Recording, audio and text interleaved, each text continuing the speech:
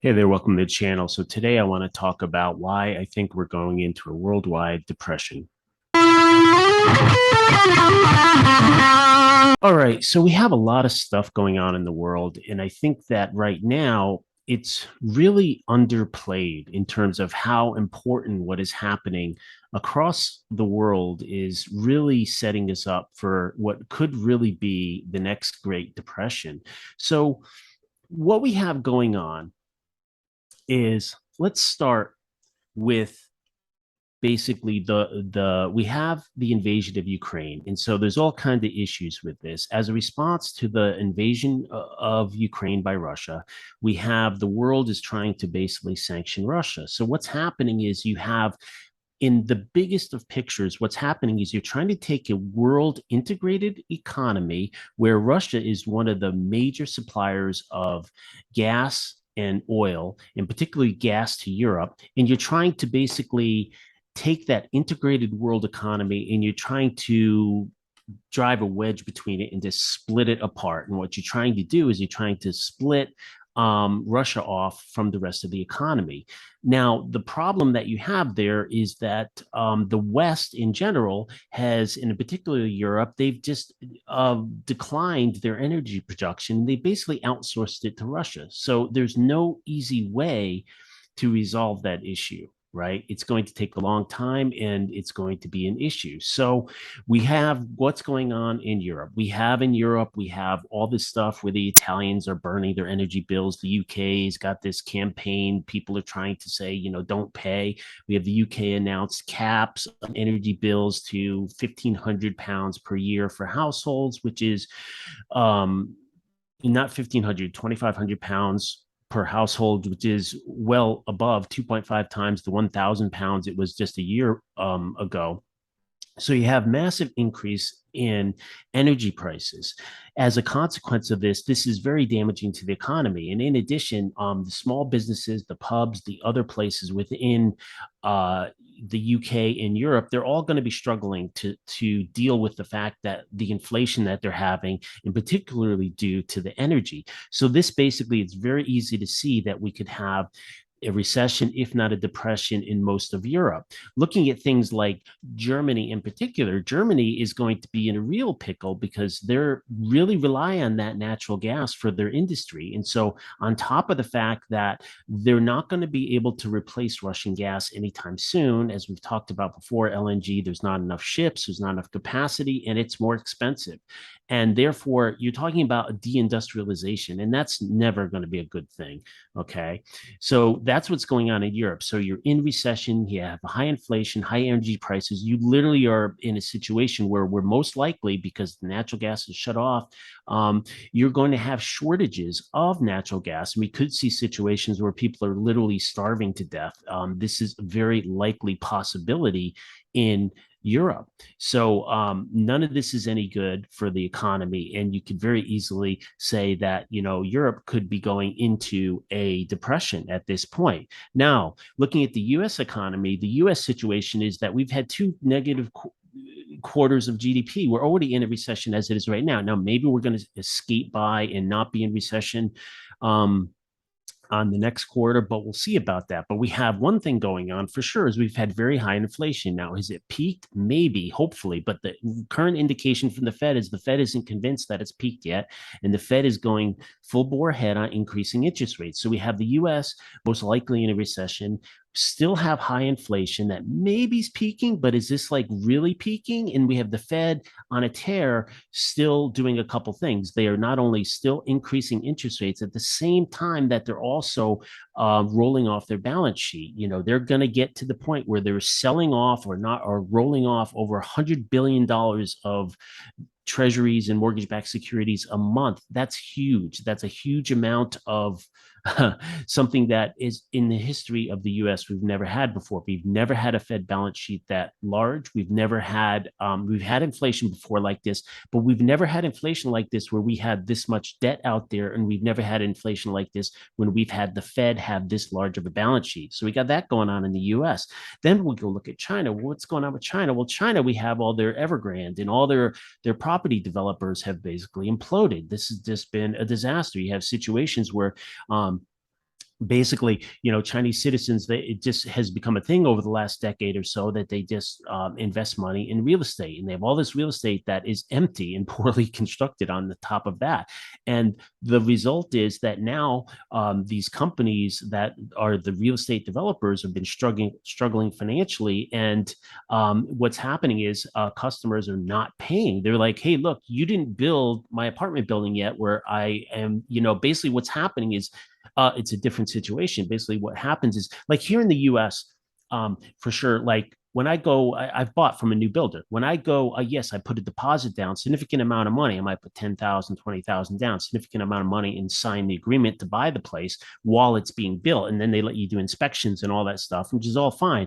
But I don't like commit to the mortgage, a $500,000 mortgage or something, until I take possession of the property, right? And it's built, et cetera, et cetera. And but that's not how it works in China. Apparently it can work where it's like, oh, you sign up for the mortgage, you sign up for whatever, the equivalent of 500,000 $1 million. You start making those big old payments, but they haven't even built it yet. And so basically you have people that are refusing to do that. You also have the issue with the cerveza sickness lockdowns. They're still on that zero policy. And it's interesting, the numbers, like they may have like over 300 million people that are in lockdown. So this is just devastating for their own economy. It's very easy to see how they could be in really deep trouble. So you have Europe just in really bad shape, the US probably in the best shape, but still struggling with their high inflation. And then the high inflation is throughout the rest of the world too, because US is a reserve currency, and a lot of that inflation due to supply chain, whatever. The US is part of that, all integrated in. And then you have the China situation.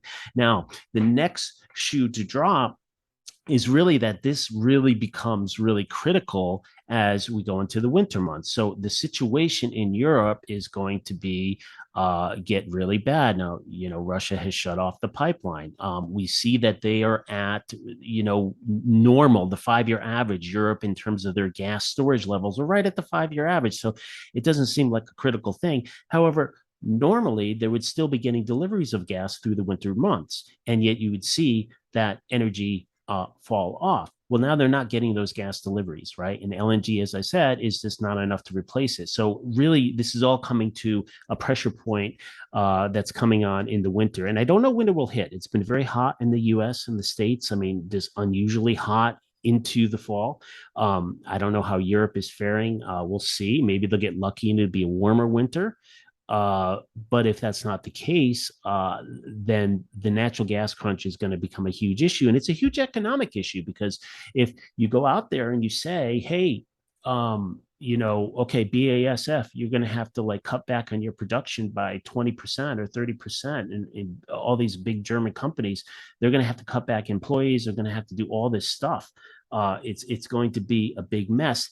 Now, the other part that would go into next year is the food situation. Now, we've had grain ships are going out of Odessa and maybe out of Mariupol too, but those are, I think, going directly to Russia.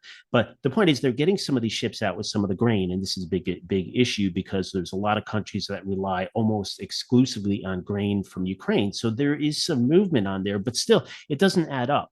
Like normally, by this time of year, there'd be thousands of shipments that have gone out, but now we're talking dozens of shipments that have gone out. So the point is, all that still comes into play as that food runs out, and it's probably going to happen in the winter or the spring, whatever food is in storage that's being used right now, whenever that runs out, you're going to have destabilization in parts of Africa, parts of the Middle East. These countries, they're going to destabilize, just like Sri Lanka. So now we put it all together. We have our major economies in Europe, North America, and Asia, all facing really difficult problems, high inflation rates, very damaging economic situations that are not going to be easily resolved, and that we haven't felt the full effect of.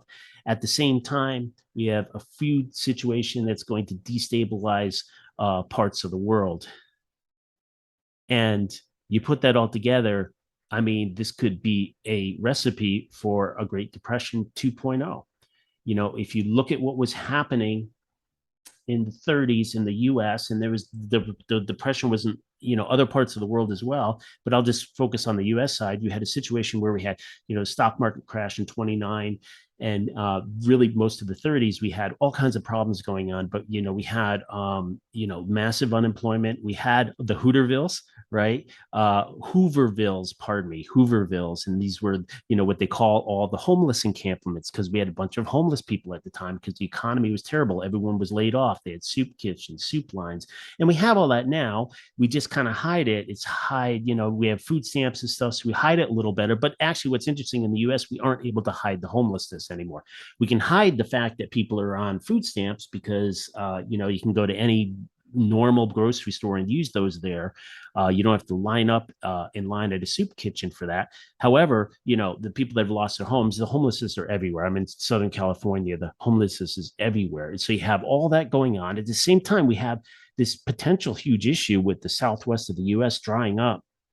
I mean, the water levels that did come up a little on Lake Mead, but Lake Mead and Powell together, depending how you run those numbers, within 5 to 10 years, it's very possible that the Southwest will run out of water altogether. And there's something like 40 million people that rely on that Colorado River water that goes into there's all the dam structures, Lake Mead, Lake Powell, et cetera, et cetera. And at the same time, you can make that last longer, but you've got to cut off delivering that water to agriculture. So in the US, we have all this stuff that we're going to have to deal with. You have China, all this stuff that they have to deal with. And then on top of that, you have Europe trying to deal with what are they going to do about energy, trying to cut Russia out. So you put this all together. There's no short-term situation here. This is not short-term. This is something that's going to take a long time. So we really are facing a Great Depression on a global scale here. Now, what could we do about that? If I put my positive hat, if I was a world leader of a country that had some power, what would I do is I would really focus really hard on resolving the Ukraine thing right away. And it could be. We know back in April that it could have been resolved. Simple fact is that Zelensky and Ukraine was perfectly willing to give up the Donbass and Crimea. I mean, they already know it's gone. I mean, there's no way they're going to get it back. So they were perfectly willing to give that up. But yet here we are. Suddenly they're not willing to give it up under pressure of the West. So how would you solve it? Shut that off, first of all, then get all the agreements. You're going to have all these agreements to try to get people back to Ukraine. And you're going to have agreements like, look, people that were bussed out of there, they have to be given a choice. They can come back to DHR, LHR, or they can go to other places. And there's going to have to be compensation. There's going to have to be, agreements to get all the grain out, get the grain production back up, et cetera, et cetera. There's going to have to be agreements to okay, turn on the natural gas, get these Nord Stream, whatever repairs done, turn on Nord Stream 1, Nord Stream 2, reverse the flows of the LNG from those to all these other parts of the world that have been short on energy. And then even if you did all that, you would reduce the impact of all that on the economy, but you still have recessions worldwide and you still have food problems worldwide for at least a couple of years instead of a decade. And that would help ease the situation. All right, that's it for this one. Bye.